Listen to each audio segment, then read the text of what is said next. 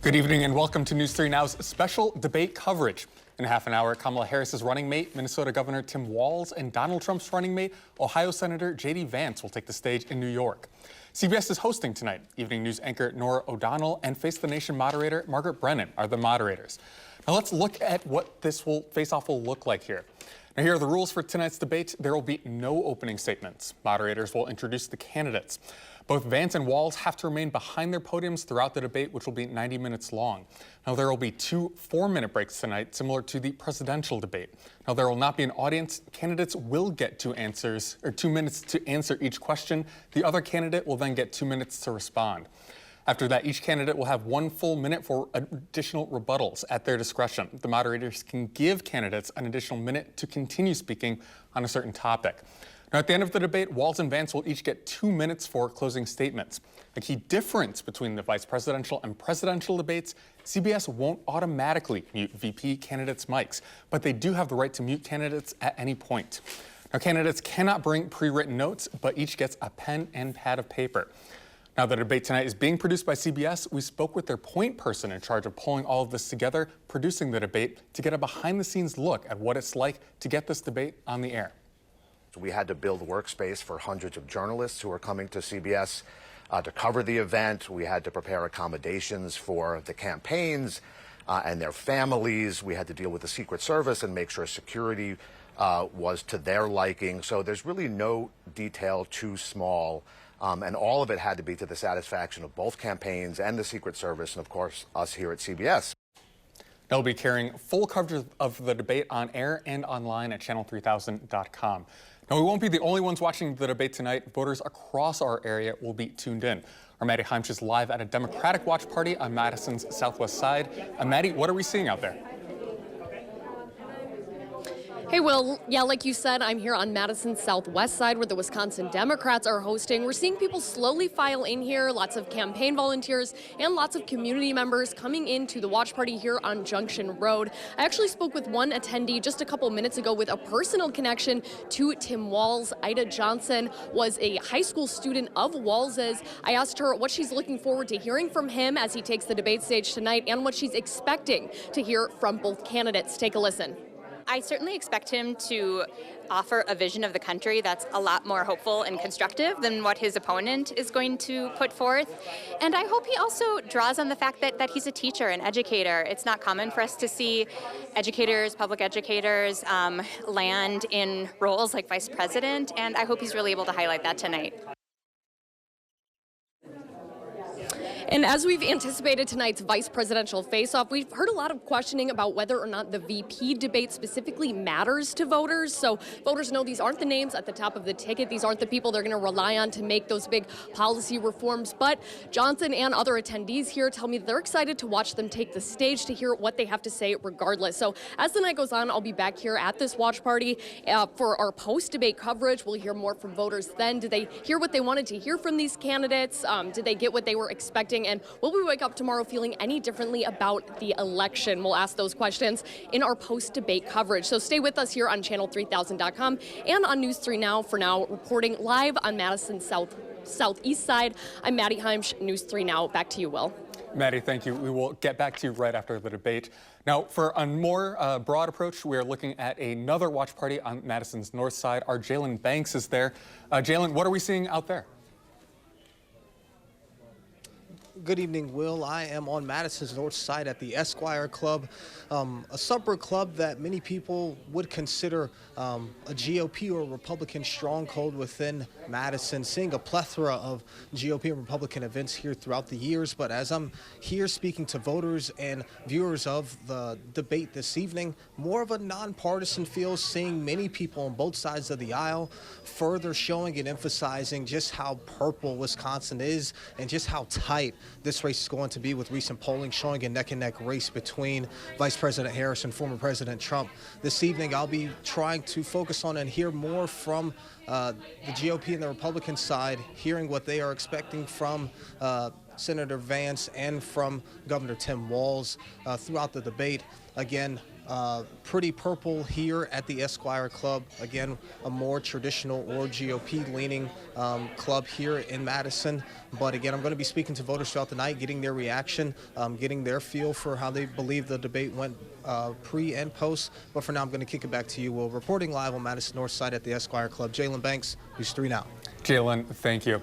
Now we'll turn now to our political expert here with us in studio, Brandon Schulz, a longtime political strategist, helping Wisconsin candidates win statewide races and debates. So thanks so much for joining us. You bet. So one of the interesting things that we've seen on a day like today, a lot of kind of breaking news. For example, we saw Iran bombard Israel with various rockets today.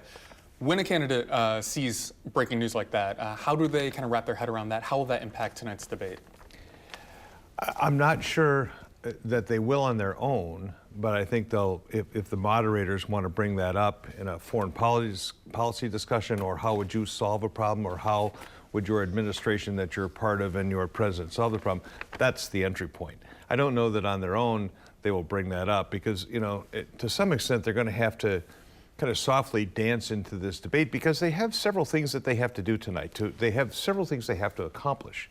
First and foremost, they have to be able to demonstrate tonight that if they win, one of them wins, and their president for some reason cannot serve, people have to be convinced that this person could be president. Tim Walz, JD Vance, people got to say, yeah, they could be president.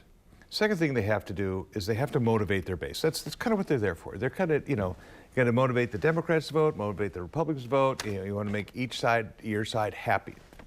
But the third thing they're there for tonight is to be the attackers.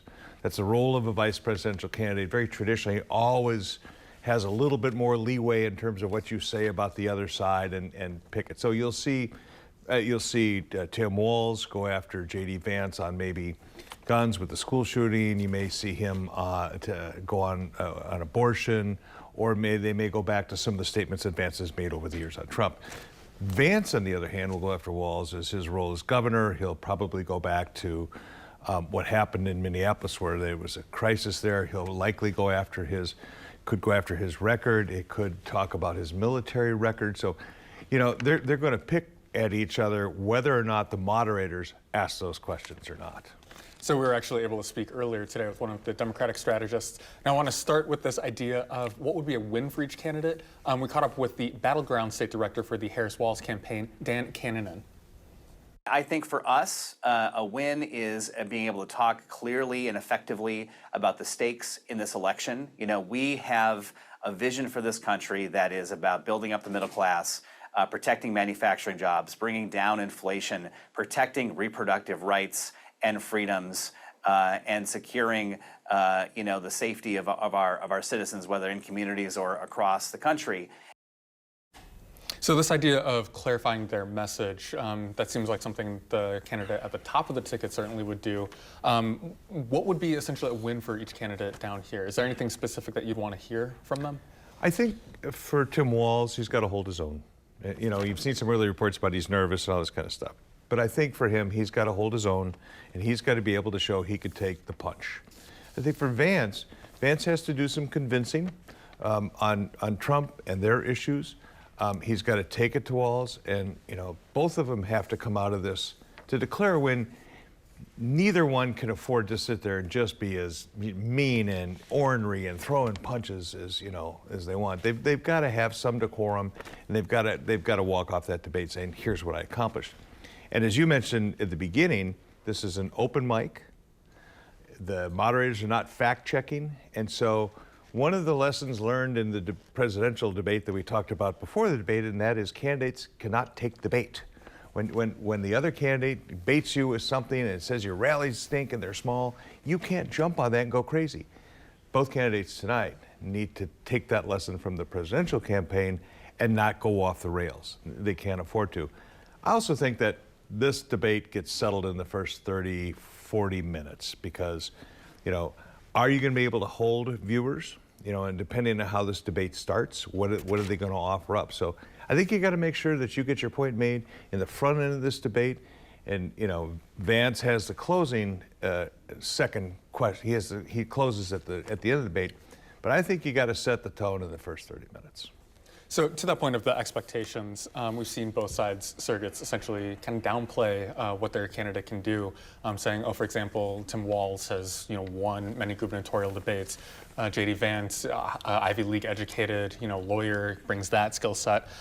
Is that kind of some gamesmanship that goes behind the scenes? Should we read too much into that at all?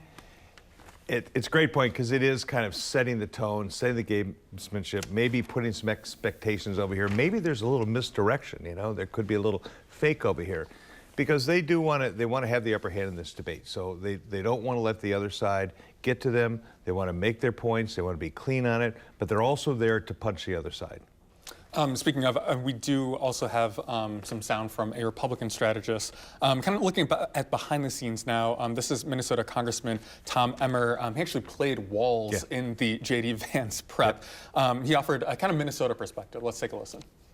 He comes across as just a folksy, ag-friendly outdoorsman until you start peeling back the layers, and then you realize that he's more radical than Kamala Harris. He lost his former congressional district both times he ran for governor, and he lost it by almost 10 points last time. And I think when it comes to JD, his opportunity tomorrow night to reintroduce himself to the country, I think they will like JD Vance. Quickly too, when you consider finding a person to play kind of that opposing candidate, what do you look for in that person? Maybe some of the same similarities in terms of their body language, how they'll react, because those folks that are helping as being, the sparring partner, they have to act like the candidate and they have to do what the candidate will do in the debate. So if they're expecting that Tim Walz is going to throw punches and is going to, go after Vance, go after Trump, that's what Emmer will do. And Pete Buttigieg from the Biden administration played the part of, of Vance to Walz. You just want them to be able to have some sense of what they might expect. Nobody can do it perfectly. I mean, we always had somebody stand in as a sparring partner to have that live interaction, the issues, and this is what, and when somebody said something, they went after him. So you want to get them kind of get a little tone. What's the expectation? Am I going to be attacked? When I'm attacked, how am I going to do that? So that's the role of the sparring partner, because you never can replicate the other guy, but you can get your candidate, tournament ready, so to speak. So Emmer was talking there about Walz's record as the Minnesota governor, saying that it's might be palatable to like a Minnesota liberal, but not necessarily a broader electorate. When we look at the two records, you have one governor compared to a U.S. senator. Is that a very different record, a type of record to run on, somebody making state policy versus somebody, making speeches on the Senate floor? It is, and it could be an advantage for Walz because he comes from the executive branch. And so as governor, he does this and does this. And he's also, promoting policy. And you'll hear from JD Vance tonight the things that Walz put forward that, they're going to attack him on. On the other hand, as a U.S. senator, you have experience in foreign policy. You have experience in national policy, so it's not just your state budget or this piece of legislation. You have a broader, bigger view, and as you mentioned at the beginning of the show, the things that are going on outside of our country, whether it's in Ukraine or in Israel or things, those are going to be more in Vance's world. So, each has some strengths, and they're going to promote that. So we were talking about this after the presidential debates, kind of these memorable moments that we might see in the VP debate. Now we've seen perhaps some news made in these past VP debates, but they often feel like they're low stakes. Here's perhaps one of those news-making moments from a debate between Dan Quayle and Lloyd Benston. I have far more experience than many others that sought the office of Vice President of this country. I have as much experience in the Congress as Jack Kennedy did when he sought the presidency. Senator, I served with Jack Kennedy.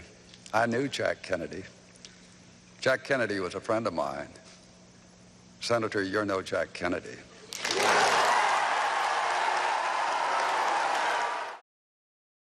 No, we won't hear in the same way that kind of crowd reaction. Certainly a memorable moment. Do these debates between the VP candidates really matter, aside from trying to avoid a moment like that? If there is a moment like that, in this debate tonight or in other debates, those are epic moments that are not lost. I mean, you know, you just replayed this. It's been replayed thousands of times, as have some other debates with Sarah Palin and others who, you know, came on the scene. So the debate is important because in this election, and I think more so than any others that we've seen in the past, it's tight. I mean, you need every vote you could squeeze out of this debate. So their targets are not only keeping their base happy, but they have to go after independents who are undecided, the undecided folks, ticket splitters, maybe some of the double haters, you know, and that's who they're going to have to convince here, because for their supporters who are watching, they're already there. They just want to see their side win and, you know, kick the crap out of the other side. But you also have to say, I got to pull some votes out of that. That's their job tonight, to make their campaign, their side, a little bit more palatable for somebody who's undecided that can, after this debate, if they watch all the way through or however long they watch, they need them to say, I'm good with that. Then they did their job. We were also talking earlier about this idea of fact-checking. So as a heads up, throughout the debate, News 3 Now will be hosting a live fact-check on channel3000.com. It'll be updated in real time with some transparent sourcing. And during News 3 Now at 10, Ellie La Liberté will share some highlights during that newscast, certainly. What can we expect out of these two candidates specifically? I'm assuming it might be a little bit different for the moderators compared to, you know, the presidential debate, for example. What I hope we don't get is just a knockdown, drag-out fight. You said, you said, you said, you said. They go back and forth. There's no, that's not true. And then they start yelling at each other. And you don't want to see the debate melt down. So I think that's risky to not have fact check. I think it's risky to leave the mics on. But again, that puts the candidates in a position of defining themselves in the campaign, but managing themselves, keeping their temper down. Don't take the bait on some of that, you know, that they throw out there. So we'll see if there's no fact check and open mic, how that impacts the debate itself. You know, do they go crazy, or do they just kind of step back and try and make their point and stay on message? Now, one of the more memorable moments from the presidential debate was talking about Springfield, Ohio, some of the accusations of immigrants therein. That's something that we've seen JD Vance talk about along the campaign trail. He actually talked about that when he was visiting Eau Claire, Wisconsin, and we have a clip of that for us. Media story. By focusing the press's attention on what's going on in Springfield, I'm not making anything up. I'm just telling you what my own constituents are telling me. You get people getting evicted, thrown out of their houses to make way for migrants who are on housing benefits, paid for by your tax dollars, evicting American citizens. We've got an overwhelmed hospital system, an overwhelmed school system. We've got residents, black and white by the way, who talk about not even driving on certain sides of town because the car accident rates are so bad. And of course, that's jacked up car insurance rates for all the people in this town. Now, do you have a sense of, is there anything kind of waiting in the wings for Republicans where we might see another Springfield, Ohio moment during tonight's debate at all? I mean, during the debate that something pops up that we don't know about, the oh, by the way thing. It's tough to do because, again, with this open mic, with, you know, less moderator control, let's say, you know, Tim Walz wants to launch something on Vance that Vance did or said, you know, a couple of years ago, a surprise, total surprise.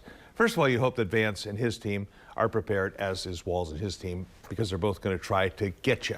There's going to be some get you questions you would expect. If you can manage that and don't take the bait, does it really matter? It's also really hard in a debate like this where you have 2 minutes to talk, and you're likely going to have to dispatch the question that you were asked to be able to lob your little bomb in there. So it makes it difficult to make an attack, put enough fact behind it, or put enough message behind it so that people who are watching can understand. You know, and a lot of people I think that maybe watch tonight, you know, they're not going to be as schooled as you are, Will, in terms of what candidates say, what their message are. They're going to hear something and they might scratch their heads and go, I don't know, really? So it's hard to introduce a new topic. Will it be done? Sure, it could be, but it has to be done so carefully, surgically, to make it stick. And the other thing, too, that, you know, in the media certainly we kind of self-analyze certainly is that when the Springfield, Ohio accusations were leveled, that meant a lot of national media had to go to Springfield, Ohio to debunk that. Not only does that kind of, in both ways, debunk some of what the Republicans are saying, but it also keeps national media talking about immigration. Is that an effective strategy that we've seen, effective messaging from Republicans? If you say, here's our top three messages for Vance: economy, immigration, and whatever else they want to pick up tonight. But those are their top two. Democrats have, abortion and something in the Biden agenda. You got to be careful to not get too far off script. Remember, we talked about you got to sell the message, you got to defend your candidate, you got to convince people that you're vice presidential timber. Those are the things that you got to keep focused on. If you get too far off into something like Springfield, Ohio, or some other issue out there that is kind of weird and people kind of like, really, is that true? And so everybody chases that issue.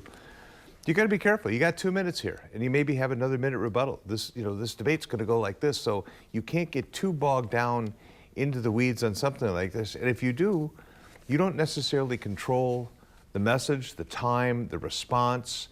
You're not in command when you're making a brand new attack that nobody knows.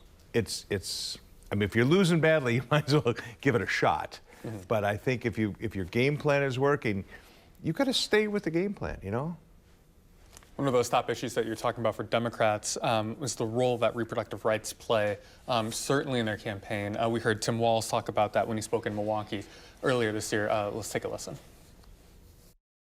I remember a time when Republicans talked about things like freedom, they meant it. They would never turn their back on our allies. But that's not these guys. Trump and Vance, when they talk about freedom, means government should have the freedom to invade every corner of our life. They talk about small government, small enough to be in your bedroom, small enough to be in your exam room, small enough to be in your library, telling you the things that you should make decisions about. So let's be very clear. Where I come from and where you come from as neighbors, we respect differences.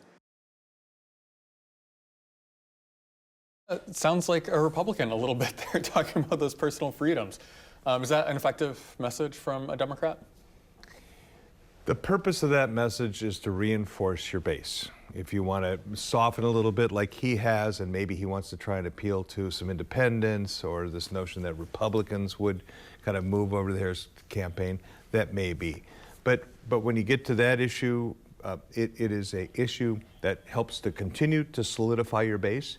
If for some reason the Harris campaign felt there was a little slippage out of traditional and liberal Democrats and others that they brought into their campaign, the abortion issue is clearly their number one issue, and it's used to maintain the support of Democrat base. I'd expect Walz to bring that up early in the debate, go after Vance on it, try and set him back on his heels a little bit. I can't imagine that JD Vance would take that because they're just so aware that it's going to come. I mean, how many times have you seen that clip on rallies that Harris has had and Walz has had? So it's not new. Its purpose is to, number one, make sure the base is happy on that issue, that you continue to fortify it. Two, maybe you see if you can dislodge Vance on that issue. Vance on the same thing will probably do it on immigration. He'll bring up the Biden record, he'll go after Walz, and he too will try and do the same thing, but it's to help reinforce Republicans. It helps to, push the Trump message, and he tries to get Walz on his heels. So that clip actually came from Walz speaking at the Milwaukee Labor Fest. That's something that Joe Biden did the year prior when he was still the Democratic nominee. Mm-hmm. We've seen unions play kind of an interesting role in this campaign, especially with the Teamsters president speaking at the RNC, them not making an endorsement in this campaign. And then, of course, we have the longshoremen having the strike going on right now. How much of an issue do you think that we'll see that either tonight or kind of continuing in the campaign here? One of the interesting things I saw today was where Bill Clinton was, Hillary Clinton, Obama, and now, you get to this campaign and Biden, where their union support was. And it's been less and less and less every cycle. The question here is whether Harris will take advantage of the East Coast union, the port strike. And can she, without any authority, without any, they have no power to do anything. All they can do is get in and say, hey, don't do this anymore. They can't bring in the Taft-Hartley Act. I mean, they can't do that without a contract. So I think it will be difficult for Walz to bring that up. I wouldn't be surprised if Vance did and use it to say, you don't have the kind of support that you used to have. You talk about working men and working women, Vice President Harris's support amongst unions is the lowest it's ever been on a Democrat nominee for president. Walz will turn around and say, you know, you people haven't done anything for working class, you know, middle class, you haven't done this. You need to respect the unions that are on strike because of what they want. Overriding all of this is people are sitting back thinking, wait a minute, are we going to have enough food? And if this goes on for a while, what's this going to do to my grocery basket? Am I going to be able to get, you know, clothes or gasoline? Or so they don't want to set panic in the minds of people, because if the Democrats and Biden and Harris can't, quote, solve it, even though they don't have the power to do so, they have to be careful that they recognize what could be a really fast-growing concern, almost a panic of sorts. So both sides have to be careful how they message that, because, you know, Trump campaign can't do anything to solve it other than say, you know, here's our message, you should do this. And it would stand to reason, it would seem, any kind of supply chain concerns, you know, where it hits you in your grocery basket or you're at filling up your gas tank, it seems like that would lie on the people in power, in this case, Biden and Harris. Yes, but they really don't have the power to do anything. It's not like the rail strike where they had authority through the federal government, the Railroad Administration. They don't have that authority on this particular strike. All they can try and do is get in there, maybe be an arbitrator, or maybe try and, you know, elevate the discussion, but to convince them that they need to come to some sort of resolution quickly. Because if this goes on for a month and we have 34 days until this comes, you don't want to be sitting around on, you know, 4 days before the election or 2 days and not have a resolution and a strike still going on and people not having things in their house and their cars and their tables or whatever. On the other hand, if they magically get a solution 2 days before the election, does that help the Harris campaign? This one is a kind of, it's in motion, and you're going to have to watch it every day. Well, we will anxiously await that. We've also seen a litany of trips to Wisconsin, right? Trump making 3 trips within the last week or so. Harris in Madison 10 days ago, and then again here on Thursday. We have 2 Midwesterners on the ticket. Assuming that they might go a little bit head-to-head on that Midwestern issue, what would you want to see them do? What would it take for them to kind of win that Midwestern vote, or those creds, essentially?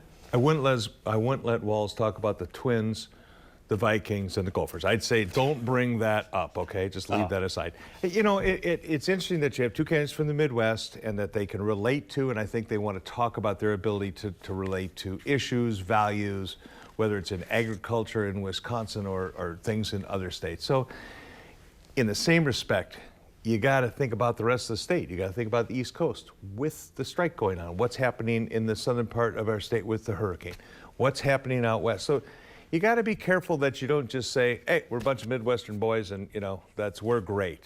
Even though, you know, you got to go through a number of these states to win.